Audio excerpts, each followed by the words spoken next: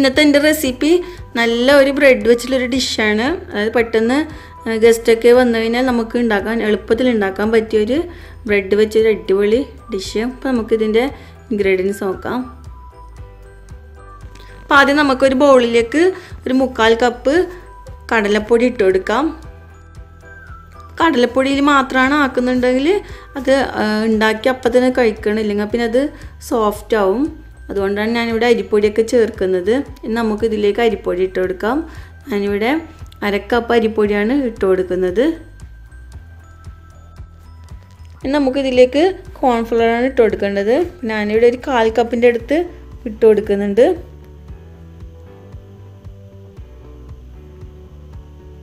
ഇനി ഇതിലേക്ക് ആവശ്യത്തിന് ഉപ്പ് കൂടി ചേർത്ത് കൊടുക്കാം.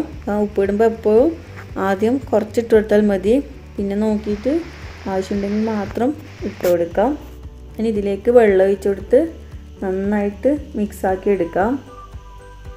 ഞാനിവിടെ 2 കപ്പ് വെള്ളം എടുത്ത് വെച്ചിട്ടുണ്ട്. അപ്പോൾ കുറച്ചായി ഒഴിച്ച് നമുക്ക് നോക്കിയിട്ട് ഒഴിച്ച് കൊടുത്താൽ മതി. ഒരു സ്മൂത്ത് ബാറ്റർ ആവുന്നവരെ നമുക്ക് ഇതൊന്ന് മിക്സാക്കി എടുക്കാം.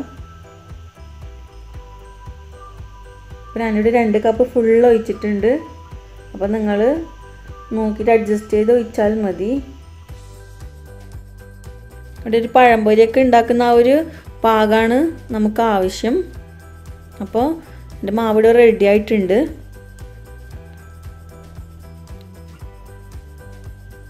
നമുക്കിതിലേക്ക് ഉള്ളിയൊക്കെ ഇട്ട് കൊടുക്കാം. ഞാനിവിടെ 1/2 കപ്പ് ചെറുതായി കട്ട് ചെയ്ത ഉള്ളിയാണ് ഇട്ട് കൊടുക്കുന്നത്. ഞാൻ ചെറിയ ഉള്ളിയാണ് ഇട്ട് കൊടുക്കുന്നത്. അപ്പോൾ നിങ്ങളുടെ അടുത്ത് കയ്യിലില്ലെങ്കിൽ സാധാ ഉള്ളി ഇട്ട് കൊടുത്താൽ മതി. ഇനി ഇതിലേക്ക് ഇഞ്ചിയും വെളുത്തുള്ളിയാണ് ചേർത്ത് കൊടുക്കുന്നത്. 4 വെളുത്തുള്ളിയുടെ അല്ലിയും ഒരു ചെറിയ പീസ് ഇഞ്ചിയും. അത് ഞാൻ ജസ്റ്റ് ഒന്ന് ചതച്ചിട്ടതാണ്. ഇതിലേക്ക് ഒരു പച്ചമുളക് ഇട്ട് കൊടുക്കുന്നുണ്ട്. അപ്പോൾ നിങ്ങളുടെ എരിവിനനുസരിച്ച് കൂട്ടുകയോ കുറയ്ക്കുകയൊക്കെ ചെയ്യാം. ഇതിലേക്ക് ഞാൻ ഇട്ട് കൊടുക്കുന്നത് കറിവേപ്പിലയാണ്. അതും ഞാൻ ചെറുതായിട്ട് കട്ട് ചെയ്തതാണ്. ഇനി ഇതിലേക്ക് ചെറുതായിട്ട് അരിഞ്ഞ് വെച്ച മല്ലി ഇല കൂടി ഇട്ട് കൊടുക്കാം. ഒരു പിടി ഇട്ട് കൊടുത്താൽ മതി, നല്ലൊരു ഫ്ലേവറാണ് അതിന്. നമുക്ക് നന്നായിട്ട് മിക്സ് ചെയ്തെടുക്കാം. എല്ലാം കൂടി നല്ലോണം യോജിപ്പിക്കണം, നല്ല അതിൻ്റെ എല്ലാ ഫ്ലേവറും അതിലേക്ക് വന്നോളും. അപ്പോൾ ഇതിവിടെ റെഡി ആയിട്ടുണ്ട്. ഇനി നമുക്കിത് ഒരു 15 അല്ലെങ്കിൽ ഒരു 30 മിനിറ്റ് ഒന്ന് സെറ്റ് ചെയ്യാൻ വെക്കാം. അപ്പോൾ നല്ല ഫ്ലേവർ അതിൻ്റെ അകത്തേക്ക് വന്നോളും. അഥവാ നിങ്ങൾക്ക് ടൈം ഇല്ലെങ്കിൽ കുഴപ്പമൊന്നുമില്ല, അപ്പോൾ തന്നെ എടുത്ത് ഫ്രൈ ചെയ്തോ, കുഴപ്പമൊന്നുമില്ല. ഇനി നമുക്ക് ഈ ബ്രെഡ് കട്ട് ചെയ്തെടുക്കാം.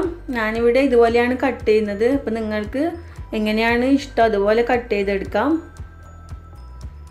അപ്പോൾ ഇതിപ്പോൾ കട്ട് ചെയ്ത് പൊരിച്ച് കഴിഞ്ഞാൽ ശരിക്കും പഴംപൊരിയൊക്കെ പൊരിച്ച ആ ഒരു ഷേപ്പാണ് ഉണ്ടാവല്. പാൻ അടുപ്പിൽ വെച്ച് നമുക്ക് ഓയിൽ ചൂടാക്കാം. അപ്പോൾ നിങ്ങളുടെ ആവശ്യത്തിനുള്ള ഓയിൽ ഒഴിച്ചു കൊടുക്കാം. എന്നിട്ടൊരു മീഡിയം ഫ്ലെയിമിൽ വെച്ച് നന്നായിട്ട് ചൂടായതിന് ശേഷം നമുക്കിത് ഫ്രൈ ചെയ്തെടുക്കാം. അപ്പോൾ ഇവിടെ എണ്ണ ചൂടായിട്ടുണ്ട്. ഇനി നമുക്ക് ഓരോ ബ്രെഡ് പീസായിട്ട് ഇതിലിട്ട് നല്ലോണം അത് കവർ ചെയ്ത് എണ്ണയിലിട്ട് പൊരിച്ചെടുക്കാം. അപ്പോൾ ചൂടായ എണ്ണയിലേക്ക് ഇട്ട് കൊടുക്കുമ്പോൾ എപ്പോൾ ശ്രദ്ധിക്കണം, കൈയൊന്നും പൊള്ളാതെ.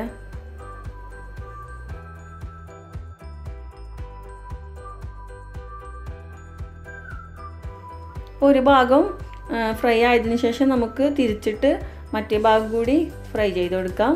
അങ്ങനെ ഒരു 2-3 പ്രാവശ്യം തിരിച്ച് മറിച്ചിട്ട് കൊടുത്താൽ മതി. അപ്പോൾ ഒരു ചെറുതായിട്ടൊരു ബ്രൗൺ കളർ ആകുന്നവരെ നമുക്കിത് എണ്ണയിലിട്ട് ഫ്രൈ ചെയ്യാം. ഒരു മീഡിയം ഫ്ലെയിമിൽ ഇട്ട് കൊടുത്താൽ മതി. അപ്പോൾ ഇവിടെ ഫ്രൈ റെഡി ആയിട്ടുണ്ട്. ഇനി നമുക്കിത് ഓയിലിൽ നിന്ന് മാറ്റാം, വേറൊരു പാത്രത്തിലേക്ക് ഇട്ട് കൊടുക്കാം. സാധാരണ ഇതെൻ്റെ വീട്ടിൽ നിന്ന് കടലപ്പൊടി ഉപയോഗിച്ച് മാത്രമാണ് ഉണ്ടാക്കൽ. അപ്പം അങ്ങനെ ആകുമ്പം അത് ഉണ്ടാക്കി അപ്പം തന്നെ കഴിക്കണം, ഇല്ലെങ്കിൽ പിന്നെ അത് സോഫ്റ്റായി അതിന് ടേസ്റ്റ് കുറവായിരിക്കും. അപ്പോൾ ഇങ്ങനെ ആകുമ്പം കുറച്ച് ടൈം വെച്ചാലും ആ ഒരു ക്രിസ്പ് അങ്ങനെ തന്നെ ഉണ്ടാവും. ചൂടോടെ കഴിക്കുമ്പം അതിലും ടേസ്റ്റ് ആയിരിക്കും. പക്ഷേ ഇത് കുറച്ച് സമയം തണുത്ത് കഴിഞ്ഞാലും കുഴപ്പമൊന്നുമില്ല, ആ ഒരു ക്രിസ്പിനെസ് എന്തായാലും ഉണ്ടാവും.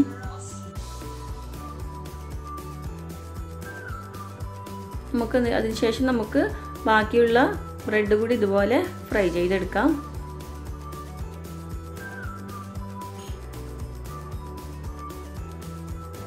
അപ്പോൾ നിങ്ങളെല്ലാവരും ഒന്ന് ട്രൈ ചെയ്ത് നോക്കണം. ഇത് വളരെ എളുപ്പത്തിൽ നമുക്ക് ഉണ്ടാക്കിയെടുക്കാൻ പറ്റും. അധിക സമയമൊന്നും ആവശ്യമില്ല. നിങ്ങൾ ഉണ്ടാക്കിയിട്ട് നിങ്ങളുടെ അഭിപ്രായങ്ങൾക്ക് അറിയിക്കണം. അപ്പോൾ നിങ്ങൾക്ക് എൻ്റെ ഈ വീഡിയോ ഇഷ്ടപ്പെട്ടെങ്കിൽ ലൈക്ക് ചെയ്യാനും ഷെയർ ചെയ്യാനും സബ്സ്ക്രൈബ് ചെയ്യാനും മറക്കരുത്. അപ്പോൾ വീണ്ടും നല്ല റെസിപ്പികളുമായി വരാം. Thank you.